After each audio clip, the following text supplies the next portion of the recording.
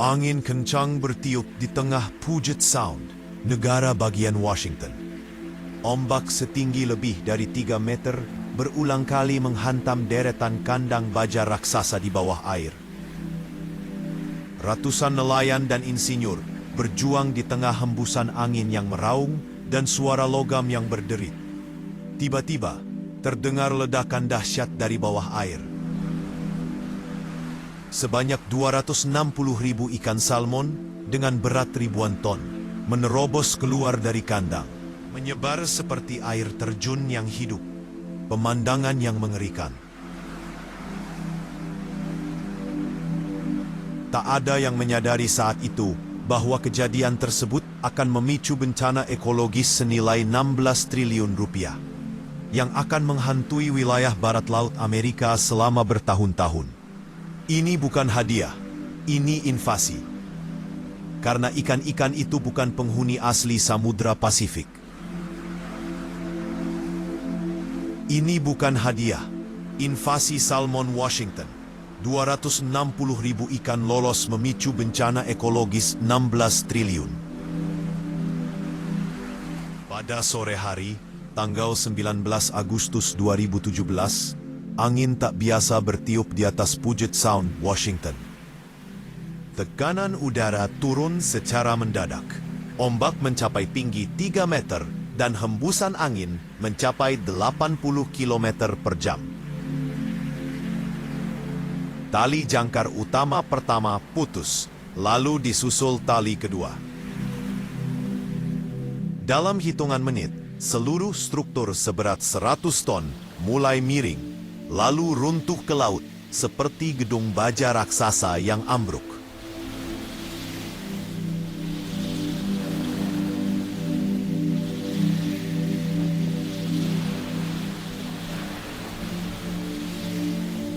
Saat badai berlangsung, sistem peternakan tetap beroperasi karena waktu panen senilai sekitar ratusan miliar rupiah tinggal beberapa hari lagi. Namun, tiba-tiba terdengar suara retakan besar, seperti laut terbelah dua.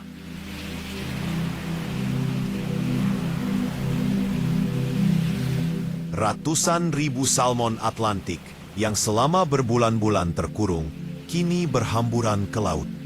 Mereka panik, berenang secara naluriah, menciptakan badai biologis.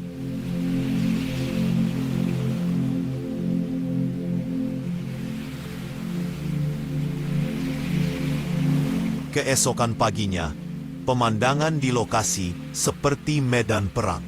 Kandang-kandang rusak, pelampung hanyut, dan sekitar 260.000 salmon Atlantik telah menghilang, menyebar ke seluruh Puget Sound.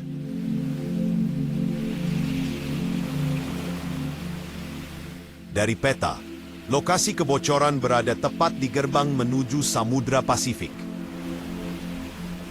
Artinya, kawanan itu bisa menyebar ratusan kilometer hanya dalam beberapa hari. Pemerintah negara bagian Washington segera menyatakan darurat ekologis. Sistem radio memancarkan pesan berulang kali. Tangkap sebanyak mungkin. Jangan biarkan mereka masuk ke sungai.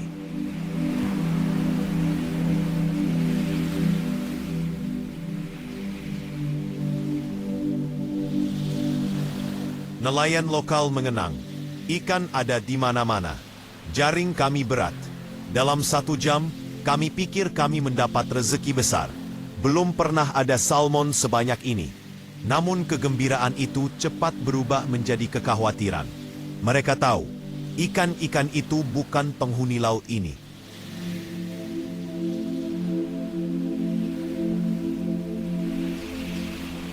Beberapa hari berikutnya, ratusan nelayan, ahli biologi, dan relawan bekerja siang malam untuk menangkap kembali ikan-ikan itu. Namun laut terlalu luas, jauh melampaui jangkauan manusia.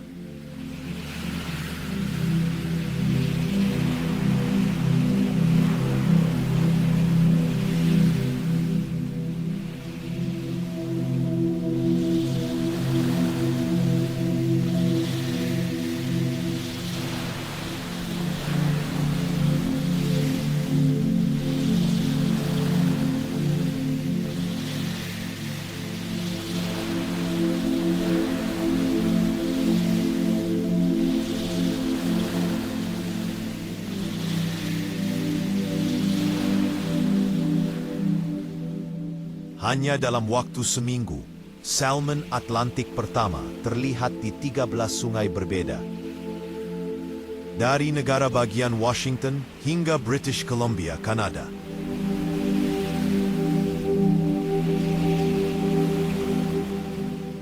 Kami mengangkat jaring dan tak bisa membedakan mana ikan asli dan mana ikan pendatang.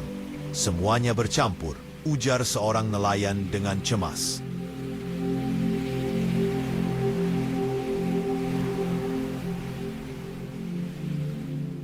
Di lokasi kandang runtuh, rangka baja melilit seperti kertas, bercampur dengan ribuan bangkai ikan yang tersangkut di jaring robek. Air laut keruh oleh lemak ikan, dan burung laut berdatangan, menciptakan pemandangan kacau luar biasa.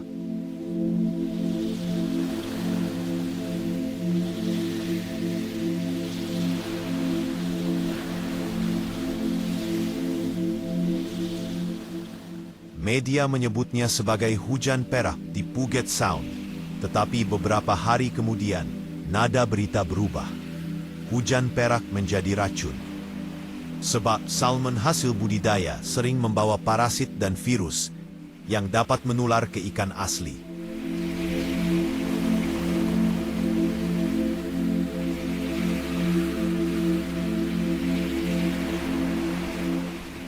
Risiko paling menakutkan adalah hibridisasi genetik. Jika salmon budidaya kawin dengan salmon liar, gen lemah mereka bisa bercampur, menghapus kekuatan evolusi ribuan tahun dari spesies asli. Ancaman ini tak dapat dibalikkan.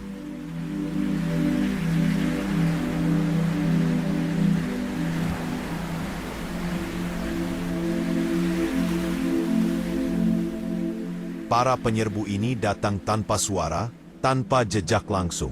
Namun mereka kini bersembunyi di arus dalam Samudra Pasifik, membawa masa depan ekosistem pesisir Amerika ke arah yang tak pasti.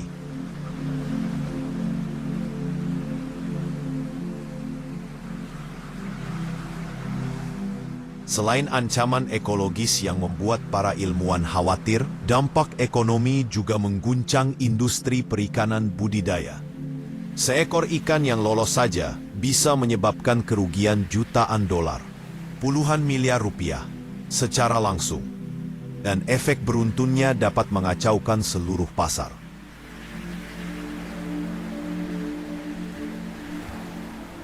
Media pun meledak dengan pertanyaan, siapa yang bertanggung jawab? Bagaimana sistem bernilai miliaran dolar bisa runtuh dalam hitungan menit?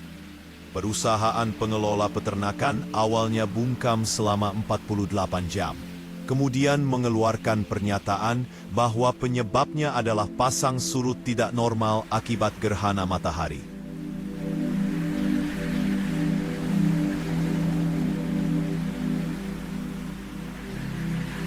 Penjelasan itu justru menimbulkan kemarahan publik. Sementara itu, di laut, ratusan nelayan terus menangkap ikan, bukan demi keuntungan, tetapi untuk menyelamatkan ekosistem yang menjadi sumber hidup mereka.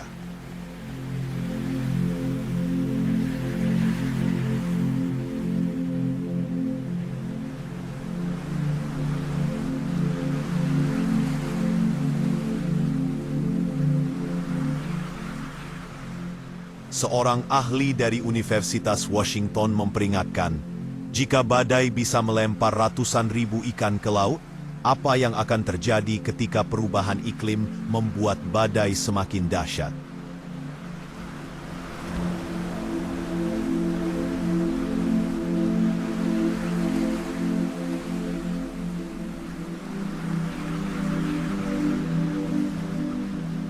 Kelompok konservasi kini mempertanyakan tanggung jawab.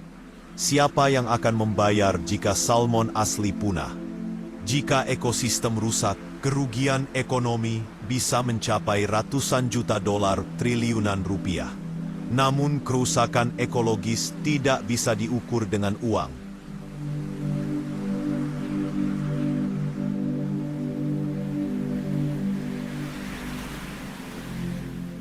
Bagi warga pesisir, kekhawatiran tidak mereka tangkap melainkan ratusan ribu lainnya yang masih berkeliaran di luar sana.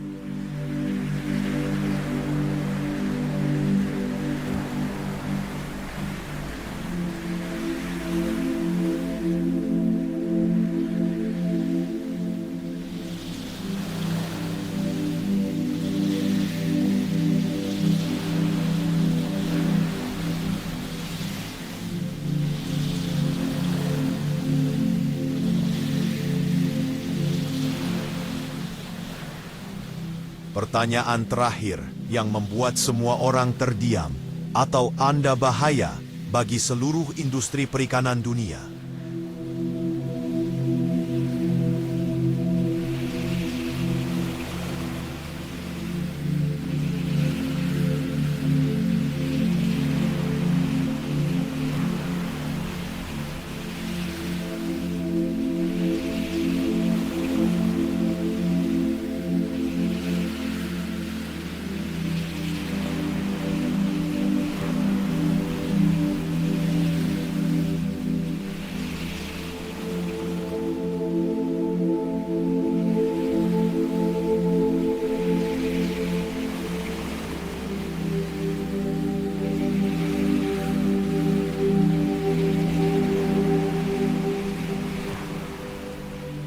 Di lautan luas, ikan-ikan yang lolos kini hanya menjadi bayangan yang hanyut. Namun warisan mereka belum berakhir.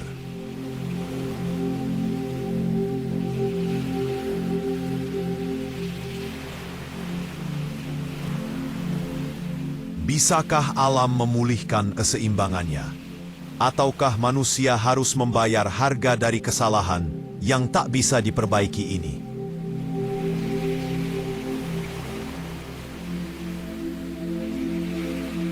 Dan akhirnya, apakah ini hanya bencana lokal atau pertanda krisis global yang akan datang?